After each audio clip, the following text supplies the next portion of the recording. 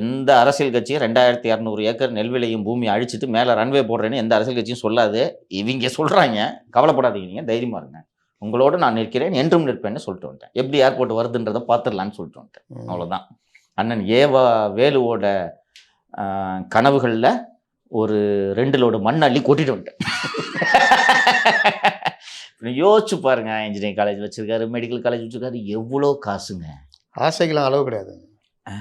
இவங்க சாபத்தெல்லாம் வாங்கிக்கிட்டு இவன் இந்த ஏதோ ஒரு நிறுவனம் கொடுக்க போகிற பணம் என்னையா உனக்கு கொடுத்துரும்? அவங்க வந்து இந்த நிலம் போச்சுன்னா அடுத்த வேலை சோத்துக்கு அவனுக்கு இல்லை. உங்களுக்கு செலவு பண்ண முடியாது உங்ககிட்ட இருக்கிற காசை. வாழ்நாள் பூரா அதில் நீ முடியாது. 10 தலைமுறை உட்காந்து சாப்பிடலாம் முடியாது. இல்லை இந்த சேகரர் அவர் வாழ்நாளில் ஏதாவது செலவு பண்ண முடியுமா?